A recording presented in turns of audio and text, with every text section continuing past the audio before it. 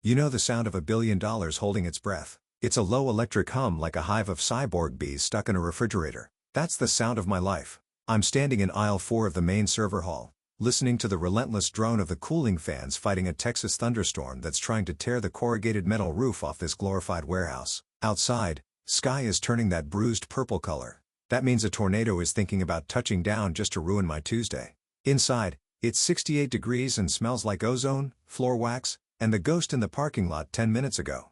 My name is Linda. I'm 45.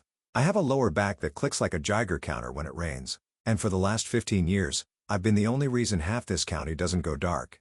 Officially, my title is Operations Manager. Unofficially, I'm the janitor of the internet, the nun of the network, the woman who crawls into the belly of the beast when the diesel generators start coughing up black smoke at 3 a.m. I'm not sitting here typing this out because I want a pity party. I'm typing this because sometimes you have to burn the village to save the actually forget the village. I just burned it. I watched the flames with a cold cup of gas station coffee in my hand.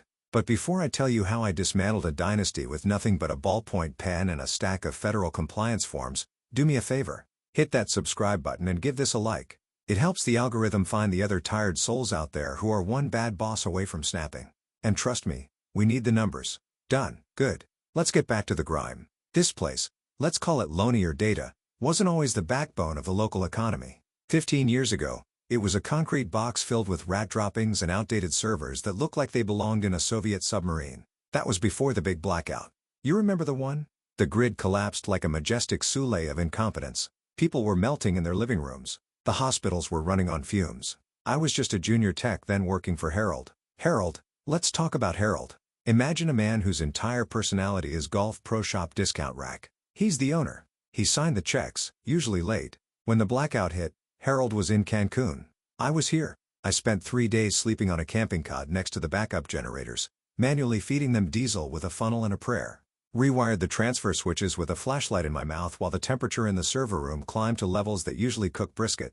I saved the contracts. I saved the data. When the lights came back on, the county realized that while everything else failed, this ugly concrete box stayed online. That's when the contracts started rolling in the regional hospital network. They store their patient records here. The 911 dispatch backup system.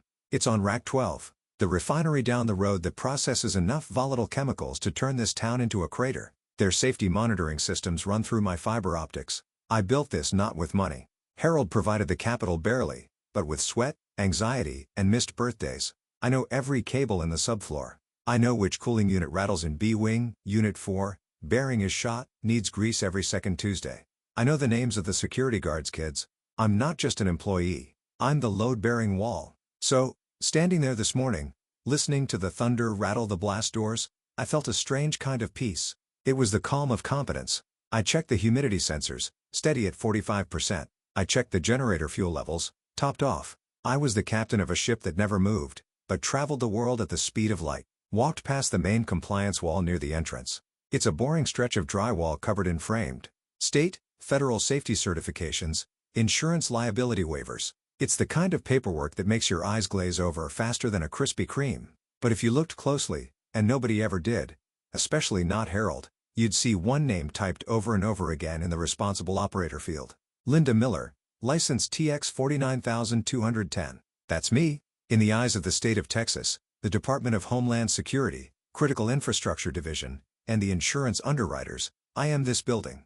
Harold owns the bricks and the land. I own the reliability. If this place catches fire, the fire marshal doesn't call Harold. He calls me. If the 911 system goes down and someone dies because an ambulance didn't show up, the subpoena comes to my house. I stared at my name on the wall framed in cheap plastic. It felt heavy today. Maybe it was the storm. Maybe it was the fact that Harold had called a mysterious all-hands meeting for 10 a.m. He usually only shows up when he wants to show off his new truck or complain about the cost of electricity. If I can negotiate with physics. Hey Becky, a voice called out. It was Mike, one of my lead techs. Good kid.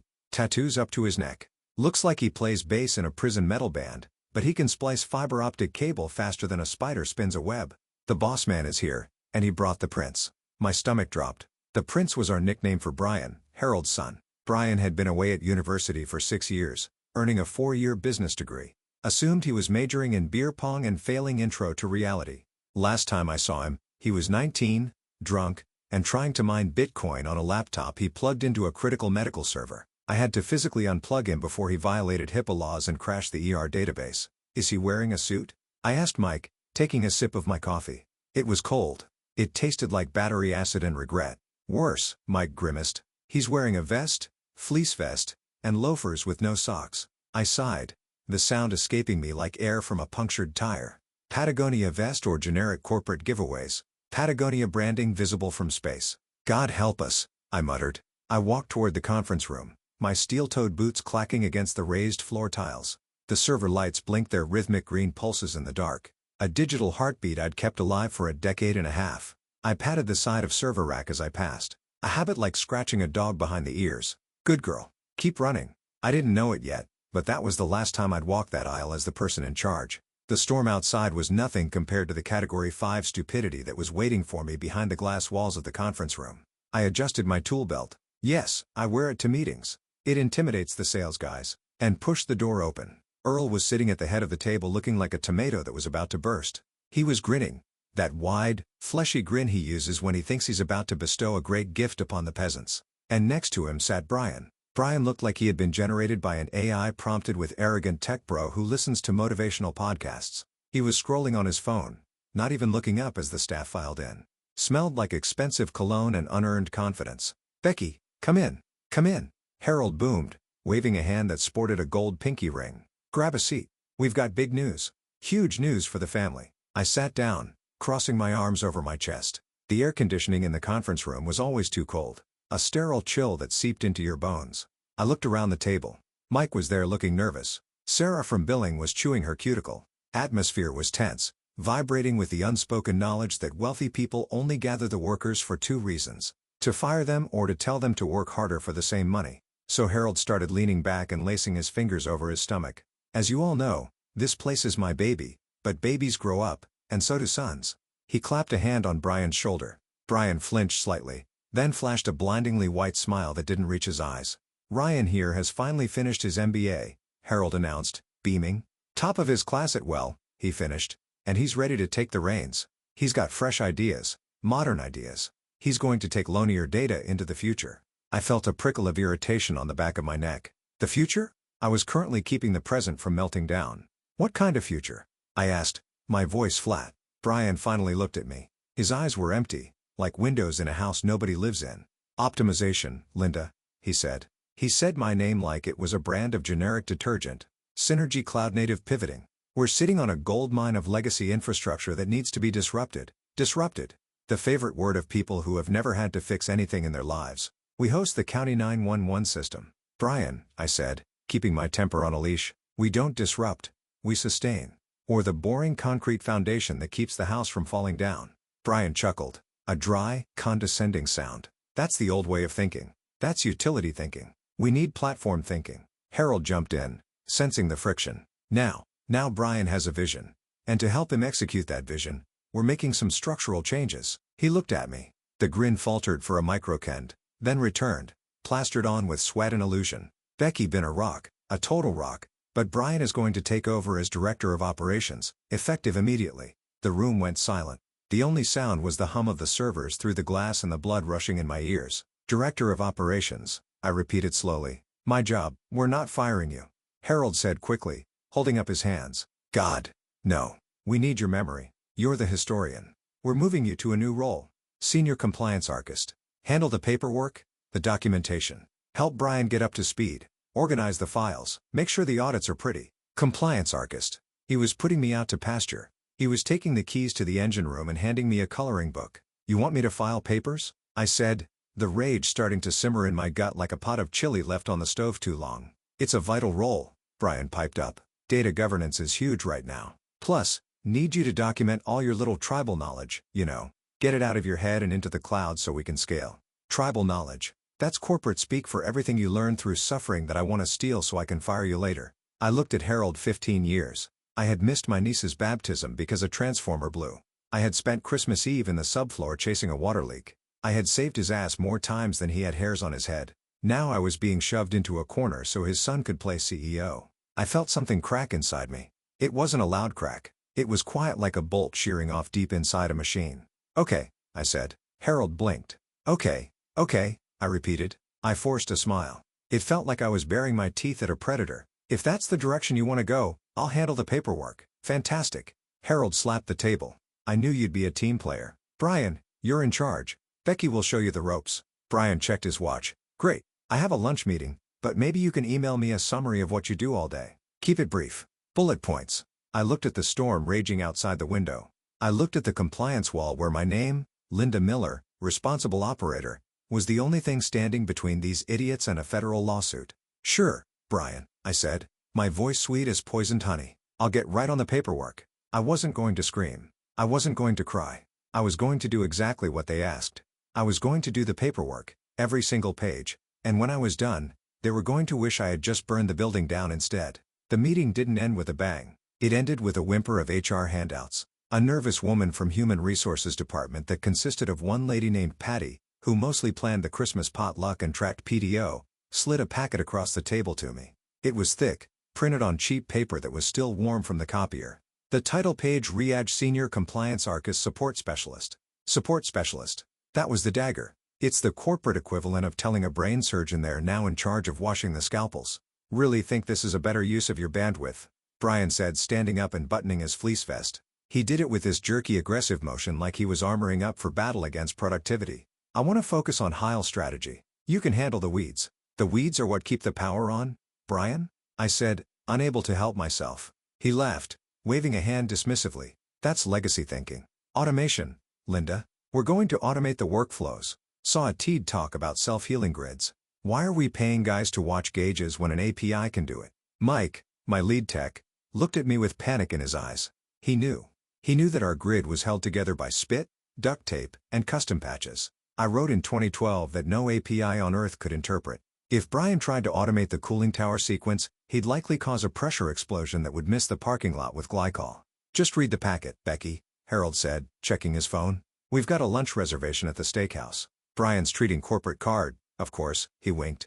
Oh, and by the way, those new growth contracts, the ones with the regional logistics hub, they absolutely loved the tour you gave their auditors last month. They kept mentioning how safe they felt knowing you were personally overseeing the transition. I froze. My hand hovered over the HR packet. They signed. I asked. Signed, sealed, delivered. Harold beamed. Biggest contract since the hospital. That's why we need Brian at the helm to manage this new scale. But hey, your name is all over the safety addendums, so they're happy. It's a win-win. My name again. So I said slowly, trying to keep the tremor out of my voice. You sold them on my safety record, my operational protocols, and my personal oversight. And now you're removing me from operations. Brian rolled his eyes. Still here, aren't you? You're the archist. If we have a question, we'll ask. Don't be so dramatic. It's just a title change. The clients don't care who pushes the buttons as long as the lights stay green. Actually, I started clients care very much about. Let's not get bogged down in semantics. Harold interrupted, standing up. We're celebrating. Come on, Brian. Patty, get Becky set up in the new office.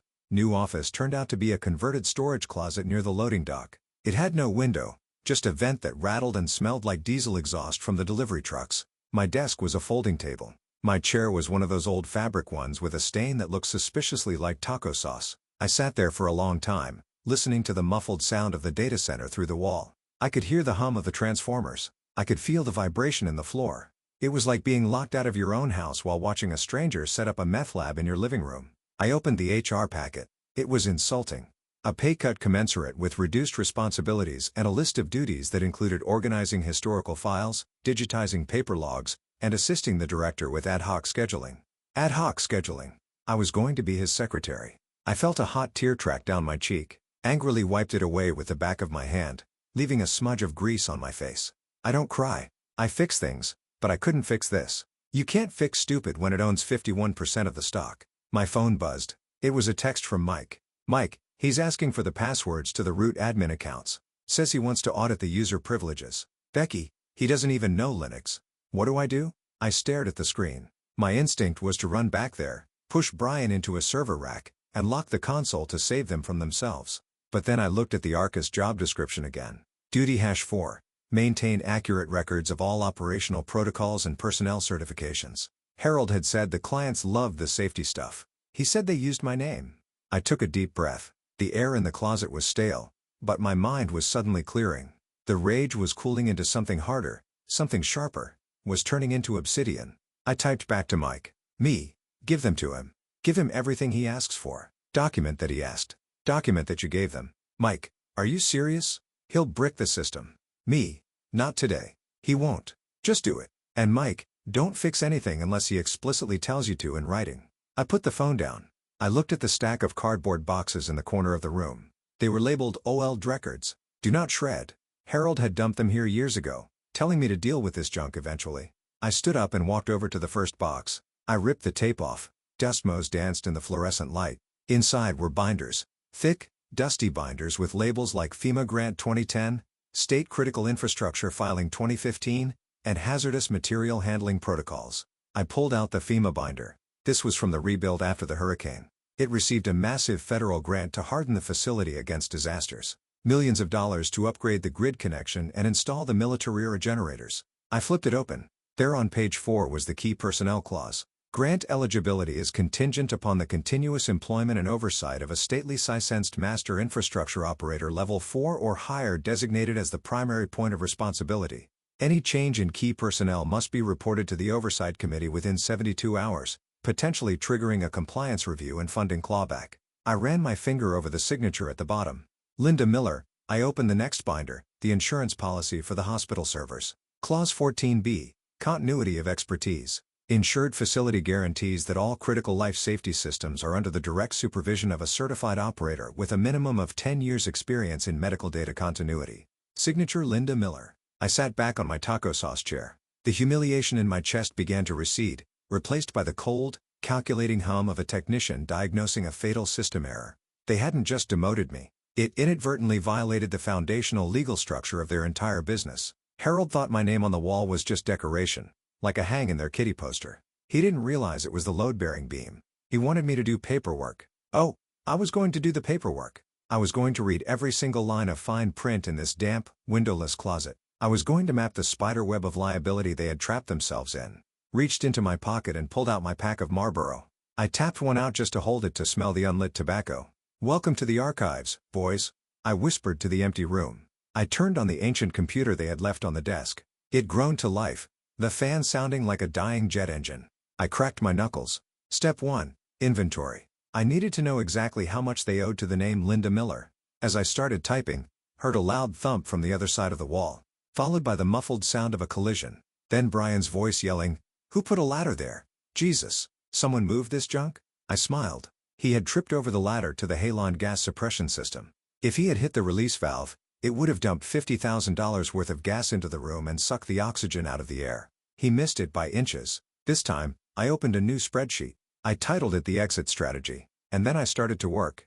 Not for them, for me. That night, I didn't go straight home. I drove my beat-up car to a spot overlooking the reservoir. It's where the high-tension power lines cross the water, huge steel skeletons marching across the lake, carrying enough voltage to fry a dinosaur. I sat on the tailgate smoking a cigarette, watching the red warning lights blink on top of the towers. Blink, blink, blink. Consistent, reliable, unlike my career. My phone buzzed in my pocket.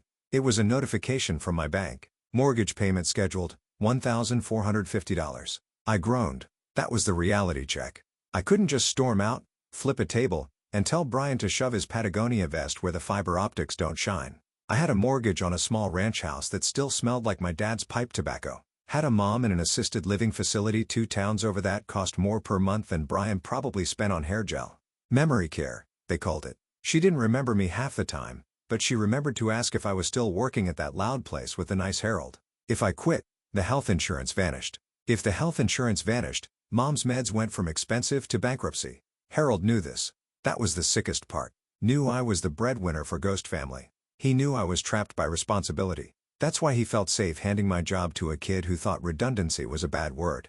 He thought I was a captive audience. I flicked my cigarette butt into a soda can in the truck bed. Not captive, I muttered. Dormant. When I finally got home, I didn't turn on the TV. I cleared off the kitchen table. I had brought the compliance archivist work home with me. Technically wasn't supposed to take files off-site, but since I was now the archivist who was going to stop me, Brian, he was probably busy trying to figure out how to expense a Peloton to the company account. I laid out the photocopies I'd made. It was a mosaic of liability. I started with the state of Texas filings. Every year we have to file a critical infrastructure resiliency plan. It details how we handle heat waves, hurricanes, and cyber attacks. Found the 2023 filing. Section 4.1 Operational Leadership Designated Operator Linda Miller. Qualifications. Master Electrician Certified Data Center Professional CDCP. FEMA Incident Command Level 3. I looked at the notes in the margin. Harold had written, "Make sure Beckyarts are attached. The inspector loves her." Then I moved to the client contracts. The hospital network one was the thickest. I flipped to the termination for cause section. Usually this is boring legal boilerplate, but because we host patient data, the standards are incredibly high. Article 9, Breach of Confidence. The client reserves the right to immediate contract termination without penalty if the vendor fails to maintain qualified oversight as defined in Schedule A. I flipped to Schedule A. Qualified oversight defined as 24/7 availability of a named site reliability engineer with minimum 10 years experience in HEPO-compliant environments. The only person in the building with 10 years experience was me. Mike had 4, Brian had 0. If I left, the hospital contract wasn't just voidable. It was a breach. They could sue for damages. I poured myself a glass of whiskey. Cheap stuff. Burns the throat in a good way. Kept reading. It got worse or better depending on how you looked at it. The EPA permits for the diesel generators. My name. The Homeland Security clearance for the refinery data. My background check. The massive tax break the county gave us for creating high-skilled jobs contingent on retaining certified technical leadership. I sat back, the realization washing over me like ice water. Harold hadn't just built a business. He had built a house of cards. He had used my diploma as the glue. He honestly thought that because he owned the building, he owned the credibility. He didn't understand that in this industry, trust isn't transferred like a deed. It's attached to the person who knows which red button stops the meltdown. I looked at the clock. 2 a.m. My eyes were burning. I had a choice. Option A. I stay. I let Brian dismantle my work. I let him cut corners. I sign the papers he puts in front of me. I keep my health insurance. I keep my house. And I slowly die inside while watching the inevitable disaster unfold. When it crashes, they'll blame me anyway because I'm the archist. Option B. I leave. I walk away. The contract's breach. The grants get clawed back. The hospital panics. The refinery pulls the plug. The company implodes. But if I did option B, I'd be nuking my own reputation too. Linda Miller, one who walked out and left the county 911 system vulnerable. I needed a third option. I needed an option C. I needed to make sure that when the house of cards fell, I was the one standing outside holding the wind machine, not the one trapped in the rubble. I took a sip of whiskey. A plan was starting to form. It was risky. It required me to play a game I hated, office politics, but I wasn't just a tech or a cable monkey anymore who was the archist. And I was going to archive the hell out of their incompetence. I grabbed a fresh notepad. I wrote the paper trail. Step 1. Document the transition of power. Make it undeniable that Brian is in charge. Step 2. Let Brian be Brian. Do not interfere with his mistakes. Merely record them. Step 3. Notify the stakeholders. Not as a whistleblower, but as a dutiful compliance officer. I wasn't going to sabotage the servers. Didn't need to. Entropy would take care of that. I just needed to make sure the world knew exactly who was holding the wheel when the bus went off the cliff. I went to bed, but I didn't sleep. I lay there listening to the hum of my own refrigerator, thinking about the servers 10 miles away. They were running on my settings, my schedules, my logic. Tomorrow, Brian would start changing them. Good luck, kid, I whispered to the ceiling fan. Jing need more than a Patagonia vest. The next morning, I arrived at work to find the break room replaced. The vending machine that dispensed lukewarm dew and stale honey buns was gone. In its place was a gleaming chrome espresso machine that looked like it belonged on the International Space Station, and a basket of organic fruit that was already attracting fruit flies. It's about wellness, Brian announced. He was standing in the middle of the control room, holding a tiny cup of espresso that looked ridiculous in his hand. He had swapped the vest for a slim-fit dress shirt that was unbuttoned one button too far. We need to fuel our bodies if we want to fuel the data economy. Mike was standing by the console, looking like he wanted to murder someone with a crimping tool. He caught my eye and subtly tilted his head toward the main monitoring screen. I looked up. The temperature set points for the server halls had been changed. 15 years we ran the halls at 68 degrees Fahrenheit. It's conservative. Sure, Google runs hotter, but our equipment is a mix of new blades and old iron that gets cranky if it sweats. The screen now read 78 degrees Fahrenheit. I walked over, my boots heavy on the floor. Brian, I said, keeping my voice neutral. Why are the halls set to 78? He smiled, a condescending tilt of the lips. Efficiencies. Linda, read a white paper from Facebook. They run their centers warmer to save on cooling costs. We're wasting thousands a month chilling this place like a meat locker. I'm optimizing the OPEX. I took a deep breath. Facebook designs their own custom servers to handle heat. We are running legacy Dell racks from 2016 and the 911 dispatch mainframe, which is essentially a toaster oven with a hard drive. If you run them at 78 in a Texas July, inlet temperature will spike to 90 in the hot aisles. It's fine. He dismissed me, turning back to the espresso machine. The sensors will alert us if it gets critical. We need to be lean. Lean? I repeated. Okay, just so I can update the compliance log. You are overriding the manufacturer's recommended operating range to save on electricity. I'm modernizing our sustainability profile, he corrected. Write that down. Got it, I said. Pulled out my notepad and wrote 0915 AM. Director Brian increases temp to 78F against 80s of technical staff.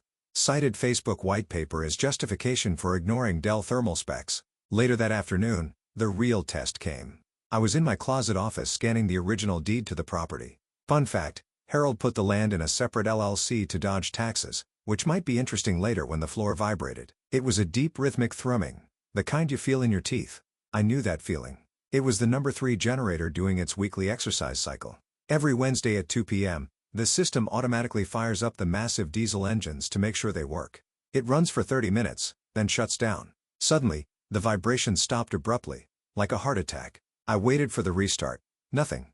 I grabbed my radio, force of habit, remembered I was an archivist. I put it down. I sat on my hands. Do not fix it. Do not fix it. 2 minutes later, my door flew open. It was Mike. He was pale. He shut it off. Mike gasped. Who? Brian. He walked out to the generator yard and hit the emergency manual stop on number 3 while it was spooling up. Why? I stood up, forgetting my vow of silence. He said it was noise pollution during his conference call with the investors. Said we don't need to run them every week. That once a month is enough to save diesel. My blood ran cold. Mike, if you don't run those engines weekly, the seals dry out, the fuel separates, and if you emergency stop a diesel engine under load without a cool down cycle, you can warp the cylinder heads. I know, Mike yelled. I told him that. He told me to stop being a mechanic and start being a visionary. I closed my eyes. Warped cylinder head meant a $40,000 repair and 3 weeks of downtime. If we lost mains power during those 3 weeks, we'd be down to N+1 redundancy. If another generator failed, the hospital would go dark. Did you log it? I asked Mike. What did you log it? I know. I came straight here. Go back to the console. I ordered, my voice turning into the steel whip I used to run this place with. Open the incident ticket. Exactly this. Director manually executed a stop on generator 3 during active load test to reduce noise levels. Potential damage to cylinder heads unassessed. Routine maintenance schedule canceled by director order. Do it now. Mike stared at me. Becky, he's going to break it all. I know, I said, sitting back down and picking up my scanning wand. That's why we need the receipts. Go. Mike ran out. I sat there shaking. This wasn't funny anymore. Wasn't just the office-style incompetence. This was negligence. I looked at the phone on my desk. I picked up the receiver and dialed a number I knew by heart. It wasn't Harold. It wasn't Brian. It was Gary, the facilities manager at the regional hospital network. We had shared beers at industry conferences for a decade. He trusted me. Loan your data. This is the archives, I said when he answered. Becky. Gary's voice was warm.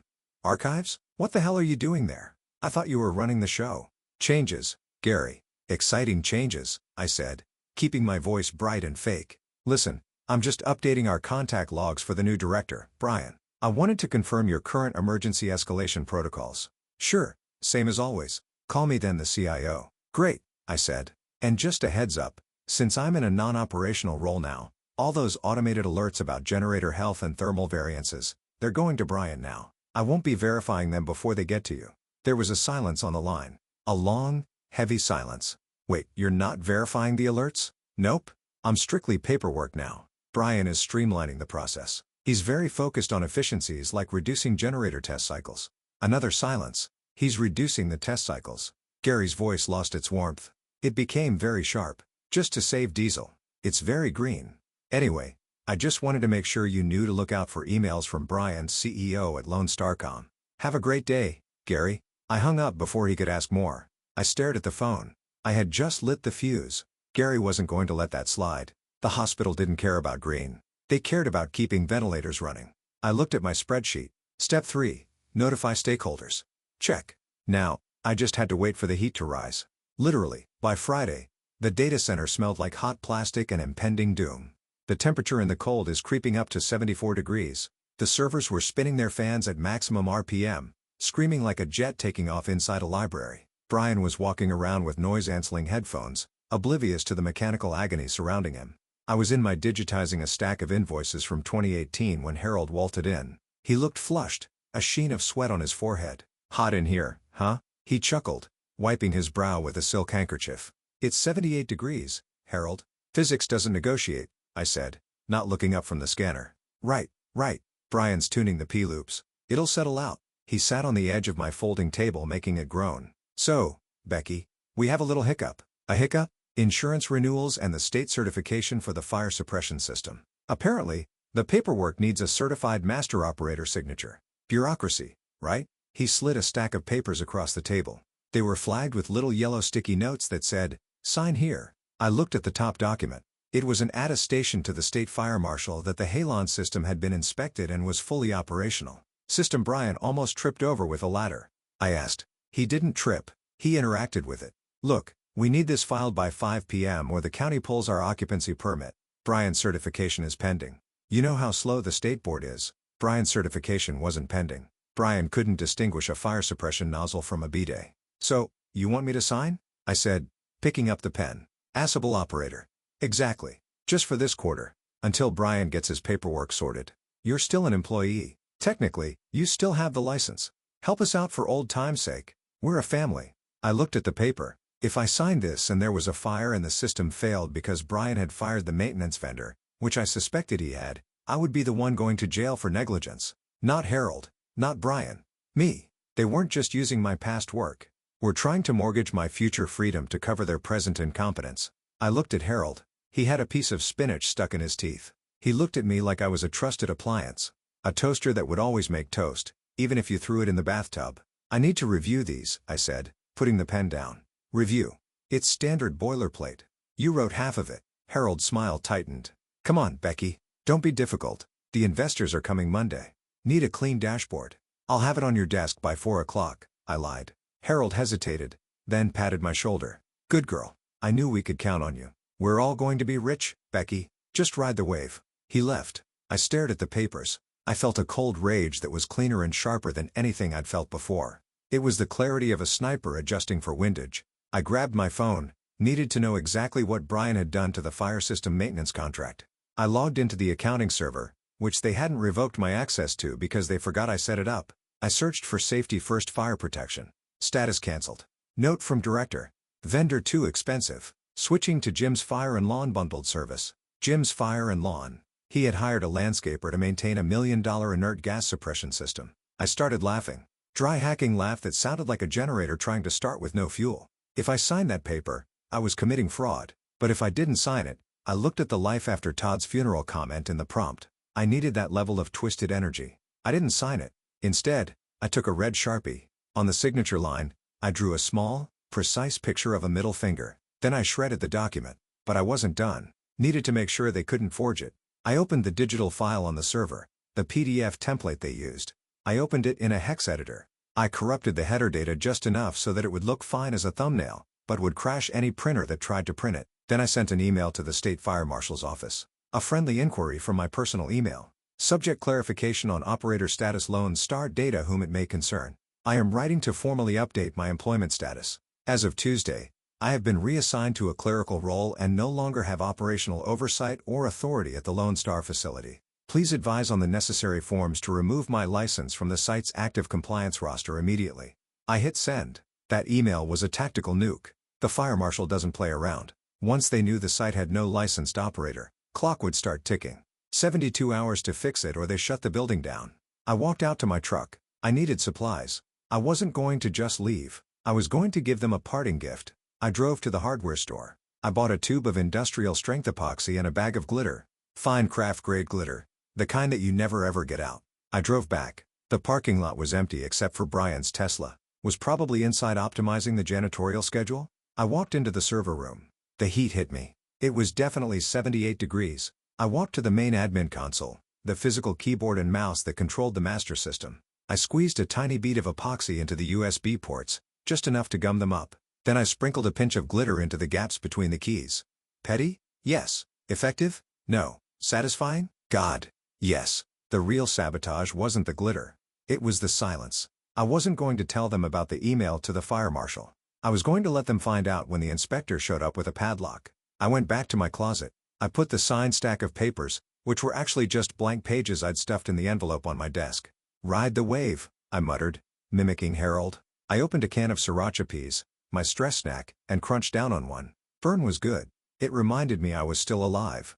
Monday was going to be a bloodbath, and I had a front row seat. The weekend passed like a kidney stone, painful and slow. I spent it drinking cheap beer on my porch, watching the bugs zap themselves into oblivion on the bug zapper.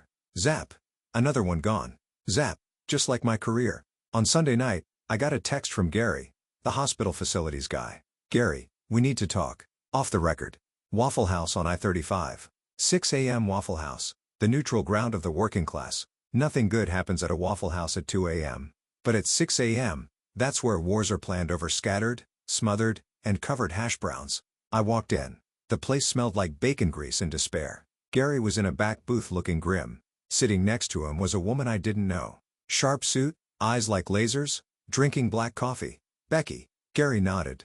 "This is Alina. He represents the infrastructure investment fund that owns the land next to the refinery." I sat down. "Infrastructure fund sounds fancy. Do you guys pay for overtime, or do you just offer exposure?" Alina didn't smile. "We pay for competence, Miss Miller. Gary tells me you're the reason the hospital data didn't corrupt during the 2021 freeze. I kept the generators running with a hair dryer and a prayer," I said, flagging down a waitress. "Coffee and 4 drip if you have it." "We're building a new Tier 4 facility," Alina said, cutting to the chase. 5 miles from Lanier. "We break ground in 2 months, but we have a problem. We don't have an ops lead who knows the local grid quirks." And Gary added, dipping a piece of toast into his yolk, "I told Alina that if Lanier goes down, which based on your phone call, I assume is imminent, hospital is going to trigger the emergency portability clause in our contract. We'll need a new host." Immediately, I looked at them. This wasn't a job interview. It was a mutiny. "Harold thinks he owns the clients," I said, pouring sugar into my coffee until it was basically syrup. "He thinks because they signed a piece of paper, they're stuck." "Contracts have performance clauses," Alina said. "If the responsible operator withdraws, the risk profile changes. Gary's legal team is already drafting the breach notice. But we need to know, are you really out?" I looked at the grease stains on the table. I thought about Brian and his fleece vest. I thought about the landscaper maintaining the fire system. I thought about Harold calling me family while picking my pocket. "I'm not just out," I said. "I'm gone." I sent the withdrawal notice to the fire marshal on Friday. Gary choked on his toast. "You called the fire marshal, clarified my employment status." I smiled innocently. "I'm just a compliance archivist, Gary. I can't be responsible for life safety systems. That would be dishonest." Alina actually smiled then. It was a terrifying shark-like smile. "So on Monday, when the inspector shows up, Harold will be holding an empty bag." I finished. "We can offer you a signing bonus," Alina said, sliding a napkin across the table. She had written a number on it. I looked at the number. Was more than I made in 3 years at Lanier. "Plus full autonomy," she added. "No sons, no golf buddies. You run the floor. We write the checks." I picked up the napkin. "I want to bring my lead tech, Mike, and Sarah from billing. She knows where the bodies are buried." "Done," Alina said. "One more thing," I said, tearing the napkin into shreds and dropping them into the ashtray. "I don't want to start in 2 months. I want to start Tuesday." "Why Tuesday?" Gary asked. "'Cause Monday is the investor meeting at Lanier," I grinned. "And I want to be able to walk out of that conference room and drive straight to my new office while the smoke is still clearing." Gary laughed. "You're mean, Becky." "I'm not mean," I said, standing up. "I'm optimized." I drove home feeling lighter than I had in years. The air tasted sweeter. Even the exhaust from the refinery smelled like victory. But I still had to get through Monday. Monday morning, day of the big investor presentation. The parking lot was full of rental cars, suits everywhere. Harold was running around like a headless chicken, adjusting his tie every 5 seconds. Brian was wearing a full suit, looking sweaty and manic. "Becky." Harold grabbed my arm as I walked in. "Did you sign the fire forms on your desk?" I said true. The blank envelope was on his desk. "Great, great. Listen, stick around the conference room. If they ask any technical questions, Brian gets stuck on. Just jump in. Smoothly, you know. Smoothly." I agreed. "Like a laxative." "What?" "Like a well-oiled machine, Harold." "Right. Good. Go get set up." I walked into the conference room. It was packed. The investors, a group of venture capital guys from Austin who looked like they'd never touched a tool in their lives, were sitting on one side. Harold and Brian were on the other. I sat in the back in the support chair. Ryan stood up. He loaded his PowerPoint. The first slide said, "Lonier data disrupting the legacy." "Gentlemen," Brian started, his voice cracking slightly. "Welcome to the future." He clicked to the next slide. It was a graph showing projected savings. "By optimizing our cooling to industry-leading standards, we have reduced energy spend by 15% in just 1 week," Brian bragged. One of the investors raised his hand. "Quick question. Operational logs show an inlet temperature of 79 degrees this morning. Dell's warranty voids at 80. Isn't that cutting it close?" Brian froze. He looked at me. I smiled. I didn't say a word. I just opened a bottle of water very loudly. "Crackle crackle." Brian stammered. "That's a sensor error. Legacy sensors. We're replacing them and the generator maintenance." Another investor asked, "We saw a reduction in fuel costs. Does that mean you're running fewer tests?" "We're running smarter tests," Brian said, sweating now. The door opened. Everyone turned. It wasn't the catering. It was a man in a blue windbreaker with a badge on his chest. State Fire Marshal. Behind him was Gary. And behind Gary was a process server holding a stack of legal papers. Harold Jenkins, the fire marshal, barked. Harold stood up pale as a sheet. "Yes, we're in a meeting. I'm shutting you down," the marshal said, stepping into the room. "We received notice that your responsible operator has withdrawn. You are operating a critical infrastructure facility without a licensed supervisor. You have 0 minutes to comply." The room went dead silent. The only sound was the hum of the projector fan. Harold looked at the marshal. Then he looked at Brian. Then slowly, terrifyingly, he looked at me. "Becky," he whispered. I stood up. I smoothed out my Carhartt pants. "Actually," I said, voice carrying clearly across the room, "it's Miss Miller, and I believe my exit interview is overdue." The silence in the conference room was so heavy you could have bagged it and sold it as weighted blankets. The fire marshal, a guy named Rick who looked like he ate concrete for breakfast, stood with his arms crossed. The investors were looking at their phones, probably texting their lawyers to pull out the funding. Harold, bless his heart, tried to play it off. Rick, buddy, walked around the table, arms open. "There's been a misunderstanding, a clerical error. Becky, Miss Miller, is right here. She's our senior. She's here." He turned to me, his eyes pleading. "Becky, tell him you're still the responsible operator. It's just a title change, right? You're still supervising the floor." This was it. The moment. I looked at Brian. He was slumped in his chair, the disruptor deflated. I looked at the investors. "Actually, Harold," I said, stepping forward, "I'm not." "What?" Harold's smile flickered like a dying light bulb. "I'm the compliance archist," I said, enunciating every syllable. "My job description, which Brian wrote and you signed, explicitly states, my duties are administrative. I have no operational authority. I cannot authorize maintenance. I cannot oversee safety protocols, and therefore I cannot be the licensed operator of record." "But you're here," Harold hissed. "Say you're doing it. We can fix the paperwork later." "That would be fraud, Harold," I said sweetly. "And I don't look good in orange." The fire marshal stepped forward. "Mr. Jenkins, if Miss Miller is not in charge of the life safety systems, who is? Do you have another level 4 operator on site?" Harold looked at Brian. "Brian, you took the course, right? The online one?" Brian turned a shade of green, usually reserved for spoiled guacamole. "I watched the videos, but I didn't take the exam yet. The website was down." "The website was down," the marshal repeated flatly. "You're running a Tier 3 data center hosting 911 dispatch and your qualification is the website was down."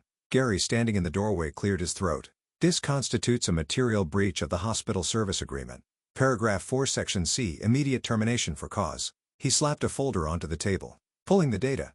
We're moving to the new facility down the road. Effective immediately." "You can't do that," Brian squeaked. "We have a contract." "You had a contract," Gary corrected. "Now you have a liability." Harold was hyperventilating. He turned on me, the family mask finally slipping off completely. "You did this," he snarled. "You planned this. You ungrateful after everything I did for you.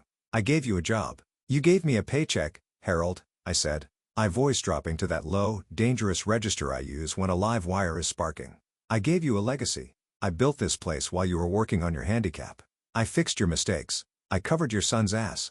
And when you decided I was obsolete, you tried to turn me into a filing cabinet." I reached into my bag and pulled out the HR packet they had given me. "You wanted me to do the paperwork?" I asked. I did it. I tossed the packet onto the table, slid across the mahogany, and hit Brian's elbow. I archived every email where Brian denied maintenance requests.